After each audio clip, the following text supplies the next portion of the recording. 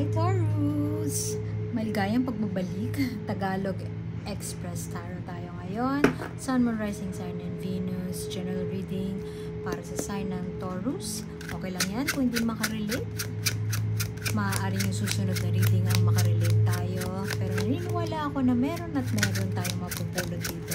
Lalo na yung oracle card sa dulo. So, subscribe lang po tayo para masubaybayan natin ang next na upload. Baka yung sitwasyon doon ang makarelate tayo. Kung hindi nakarelate, tapon nyo lang yung hindi kayo nakarelate. Kasi general reading naman to eh. So, kung gusto nyo ng talagang para sa inyo, message nyo ako kung gusto nyo ng personal reading. Pero syempre with the fee yun. Okay. Broken connections, uncertainty. Ano ba yan? Ang dami nagbe-break ka. Hindi ko sinasabi na nakipag-break ka.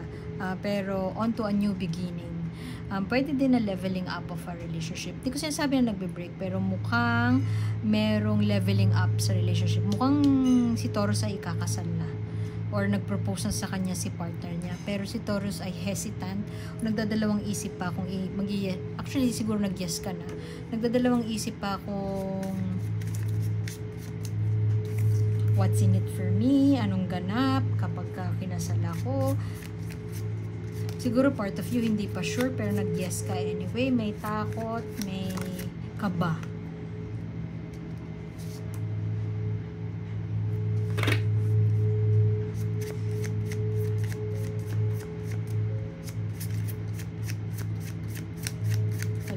Pwede namang yung isa ko nakikita dito ay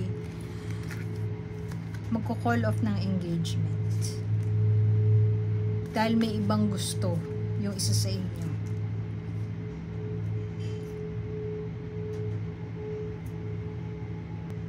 Yung isa ko nakikitang scenario is yun nga, kaka-break lang pero happy ka. Actually, celebration. Dalawa yung celebration dito. Happy ka kasi magkaka-time ka na para sa sarili mo at looking forward ka sa new beginning na paparating. You just want to take that leap of faith. Broken unions, disconnect, relationship issues, disharmony sa relationship. Pwede hindi may certain expectation ka sa relationship tas hindi maibigay sa'yo. So, alam mo na hindi kayo para sa isa't isa. I mean, okay ka lang kahit natapos yung relationship kasi nalaman mo na hindi siya talaga para sa'yo. Yung iba naman sa inyo, mukhang hindi siya sure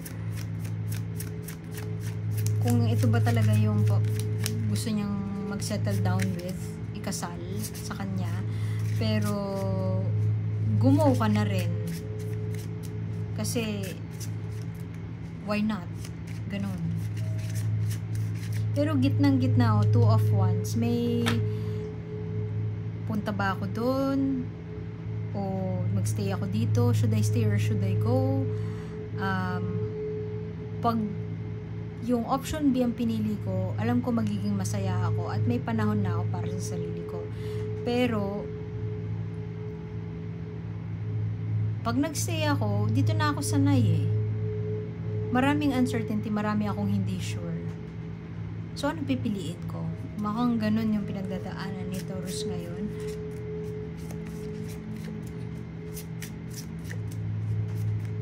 Pwedeng may pressure.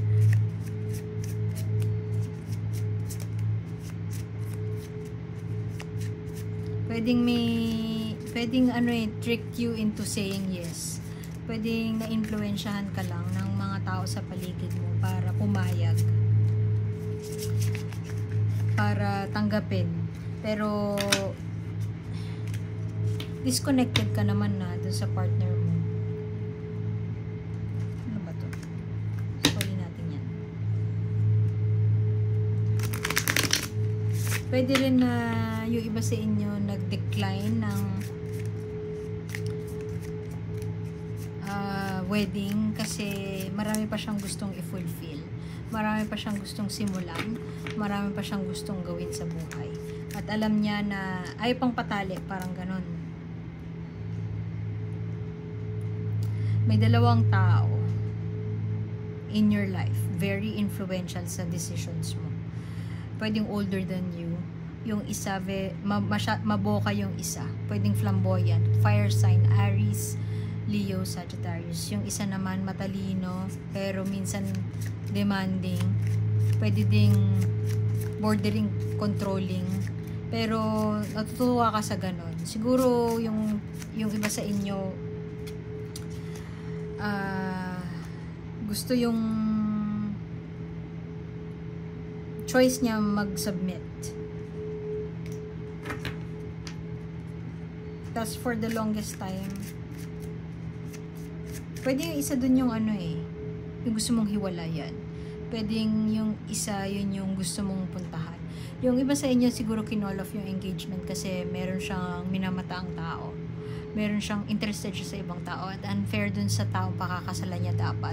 Unfair dun kung ipagpatuloy niya yung marriage or ipagpatuloy yung kasal nang hindi naman, kung tumitingin siya sa iba.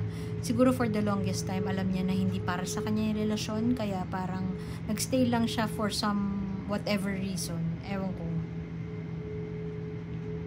Yung lifestyle siguro gusto niya. Pwede din na may kaya or mayaman yung tao. Hindi ko sinasabi na mukha kang pera. Sabi ng cards yun. Hindi, biro lang. Pwede din kasi na dahil marami siyang pera, nabibigay niya sa'yo yung mga needs mo.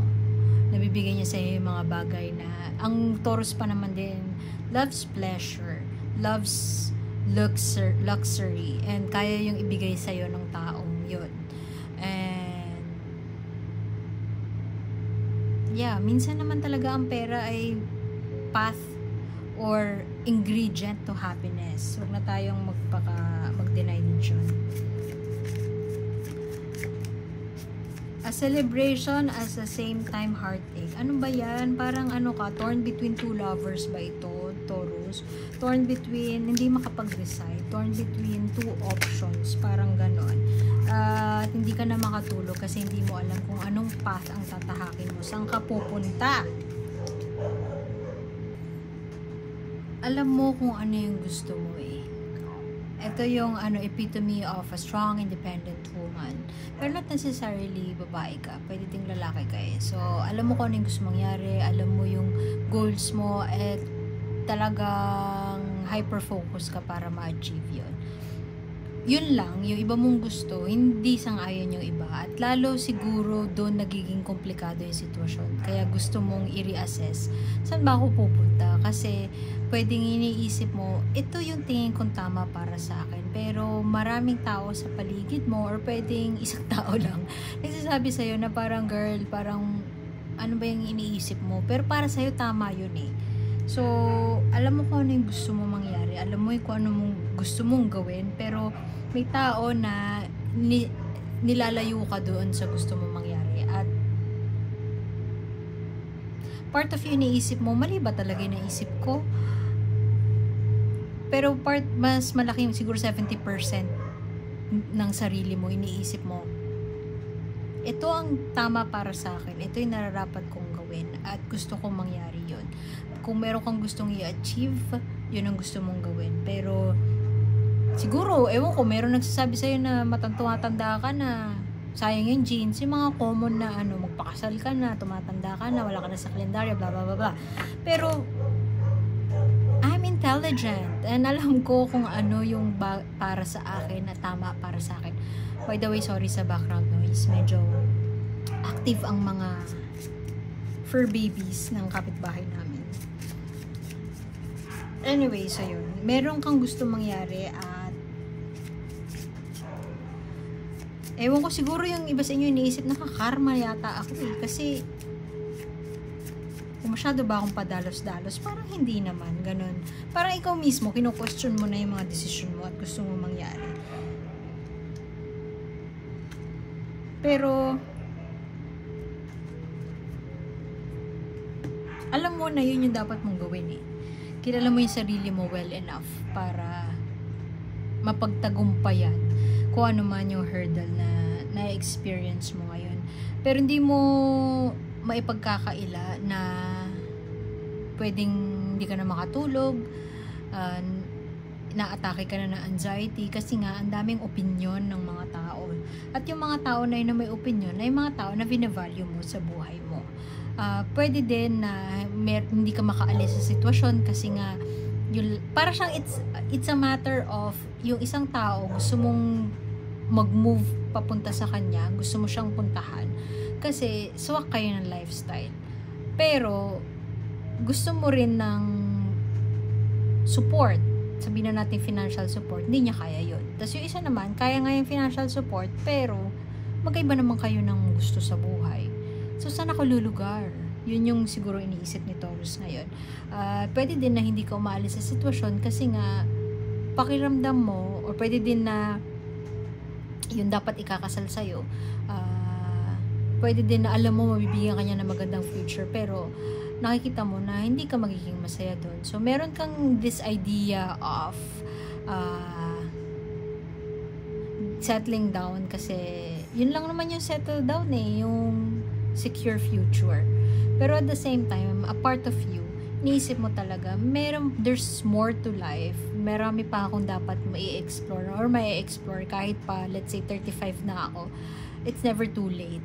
Pero sa part na yun, na opinion mo na yun, parang wala kang kakampi.